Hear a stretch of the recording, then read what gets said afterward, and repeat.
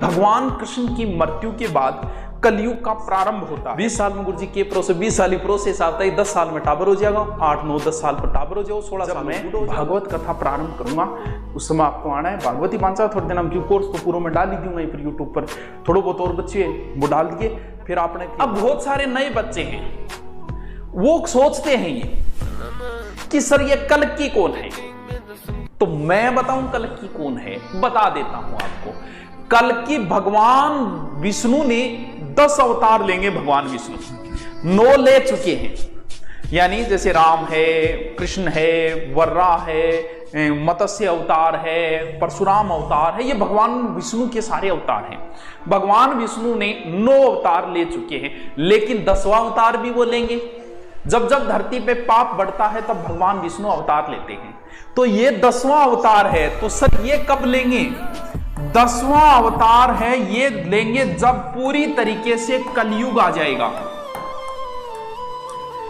यानी पूरी तरीके से जब कलयुग आएगा तब लेंगे इसका अवतार। अब थे कह दो गुरुजी कलयुग कितो को और बच्चे पूरो आयो को नहीं आयो। पूरो आनेगी जब मैं थान परिभाषा बताऊंगा, जब थार समझ में आएगा कि अभी तक पूरो आयो को नहीं है। कलयुग के अभी तक 5000 साल निकल चुके हैं, यानी भगवान कृष्ण की मृत्यु के बाद कलयुग का प्रारंभ होता है। परीक्षित पहला राजा है कलयुग का। तो भगवान कृष्ण की मृत्यु के बाद कलयुग शुरू हुआ। तो भगवान कृष्ण या लगभग महाभारत युद्ध को 5000 साल हो गए, यानी कलयुग के 5000 साल तो निकल चुके हैं। कितों को बच्चे? लगभग 4 लाख और लगभग आप मान लो के 4-5 हजार साल और बच रहा होगा कलयुग का, यानी टोटल 10,000 का हम माने कलयुग। यानी सबसे पहले है सतयुग, ठीक है। सतयुग के बाद है त्रेता युग। गुरुजी एक एग्जाम में आएगी, धार्मिक बातों को नॉलेज होना चाहिए। ये भी चीजें लगती है लेकिन थोड़ा सा ज्ञान दे दूं, ज्ञान मेरे पाटन लाग रहे, अब वो ज्ञान में दूं कि नहीं, मैं थान दे दूं। देखो सतयुग, फिर त्रेता युग, और फिर आता है द्वापर युग, और फिर आता है कलयुग। पहला राजा बताया कलयुग का मैंने, परीक्षित। कलयुग की कहानी बता रहा हूं क्यों, कल के अवतार है। अब देखो सतयुग जो है ना, सतयुग में पूर्णतः पूरा का पूरा सत था, 0% पाप था। सतयुग के अंदर 0% ही पाप था। और जब आया त्रेता युग, भगवान राम का समय आया, कहते हैं कि उस समय आदमी की लंबाई 32 फुट थी, और पाप जो है ना वो लगभग मान के चलो कि त्रेता युग में 25% पाप था। जैसे भगवान राम वाला समय आपने देखा होगा, रावण थोड़ा बहुत पापी था, ज्यादा नहीं, 25% था। फिर द्वापर युग आया, मनुष्य की लंबाई 21 फुट थी उस समय, और उस समय जो पाप था ना त्रेता युग द्वापर में 50% था। देखा होगा आपने महाभारत युद्ध में 50% पापी इधर खड़े थे, 50% पापी इधर खड़े थे। और फिर शुरू होता है कलह का चौथा और अंतिम युग, जिसे कलयुग कहा जाता है। इसे कलह का युग कहा जाता है। कलह मतलब लड़ाई दंगा गला कुछ, कलयुग का अर्थ होता है कलह का अंतिम युग। तो ये कलह का अंतिम युग है, जिसके अंदर द्वापर में मनुष्य की लंबाई लगभग 11 फीट मानी जाती है। सतयुग में 32 फुट है, सॉरी हाँ, त्रेता के अंदर मनुष्य की लंबाई 21 फुट है, द्वापर के अंदर मनुष्य की लंबाई 11 फुट है। अब कितनी है? अब अधिकतम 6 फुट है। और कलयुग के अंदर मात्र 5% पुण्य बचेगा, 95% पाप ही पाप हो जाओ, पापी भरा पड़े कलयुग के अंदर। तो कलयुग की जो परिभाषा है, अभी कलयुग आया नहीं है, कलयुग आएगा तब तो कल की अवतार ले ही लेंगे। तो कलयुग जो है, कहते हैं भगवान कृष्ण ने भी कलयुग की परिभाषा बताई है। तो कलयुग के अंदर ऐसा कहा जाता है कि ऐसा राज्य दोनों, यानी राजा जो है वो दोनों शासन करेगा, 2-2, 3-3 जगह भी शासन करेगा। ज्ञानी होंगे, ज्ञान की चर्चा करेंगे, लेकिन उनका आचरण जो है वो राक्षसी प्रवृत्ति का होगा। कलयुग की परिभाषा बताई गई है। किसी का बेटा अगर साधु बनेगा तो लोग उसके दर्शन करने के लिए जाएंगे, लेकिन खुद का बेटा बनने की बात करेंगे तो रोआ कुको मचाओगा, वो ना ना ना ना, वो अभी समय आया नहीं है। कहते हैं कि कलयुग जब आएगा, पूर्णतः कलयुग, तब धनाढ्य लोग जो है वो शादी विवाह है, मनोरंजन आदि कार्यक्रमों में भयंकर पैसा बर्बाद करेंगे, शादी विवाह मकान बनाना ऐसे कार्यों में।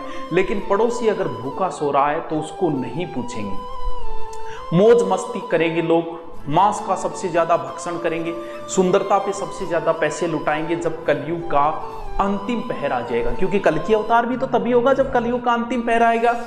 जैसे जैसे कलयुग बढ़ता जाएगा वैसे वैसे वेदों के विरोधी लोग पैदा होंगे, यानी वेद विरोधी लोग पैदा होंगे। शासन के ऊपर भी वही लोग बैठेंगे जो वेदों के विरोधी होंगे। कलयुग का जब पहर आएगा तब लोग वेदों की प्रामाणिकता मांगेंगे। आज भी बहुत सारे लोग मांगते हैं ना, वही बात है। तो जब एकदम कलयुग आ जाएगा तब लोग वेदों की प्रामाणिकता को मानेंगे।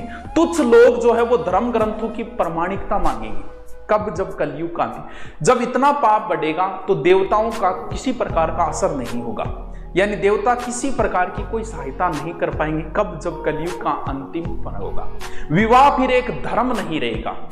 महिलाएं सिर्फ धनाढ्य लोगों के साथ ही विवाह करेगी, गरीब व्यक्ति को छोड़ देगी अगर विवाह हो भी गए। कलयुग की परिभाषा बताओ। अभी पूर्णतः कलयुग आया नहीं है, अभी ये सारी चीजें मैच होती जा रही है। क्यों? क्योंकि अभी कलयुग अंतिम पहर आएगा तभी जो है वो अवतार लेंगे। कौन? कल्कि अवतार लेंगे। यानी स्त्रियां धनहीन पति के साथ नहीं रहेगी जब कलयुग का अंतिम पहर आएगा।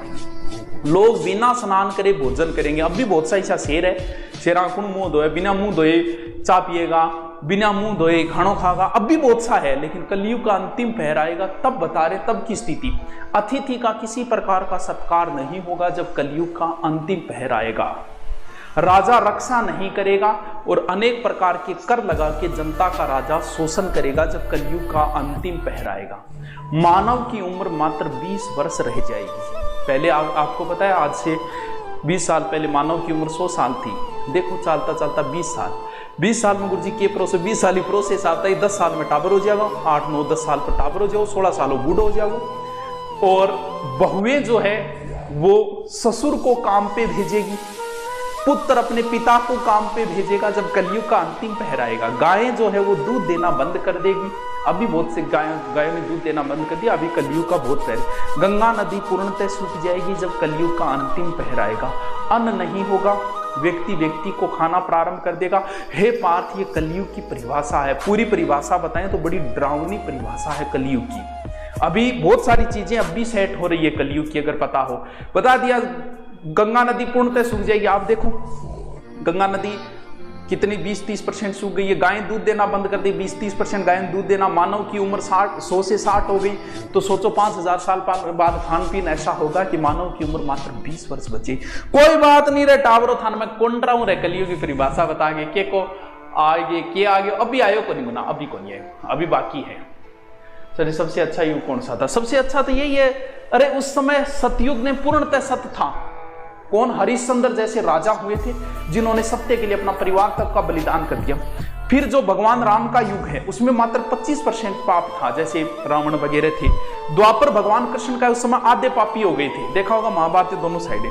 और ये तो कलह का युग है जिसमें मात्र 5% धर्म बचता है, बाकी सारा का सारा इसमें पाप ही पाप है। 95% पाप, 5% धर्म है। चलिए हम इन बातों की चर्चा नहीं करते, इनकी बातों की चर्चा करें कब?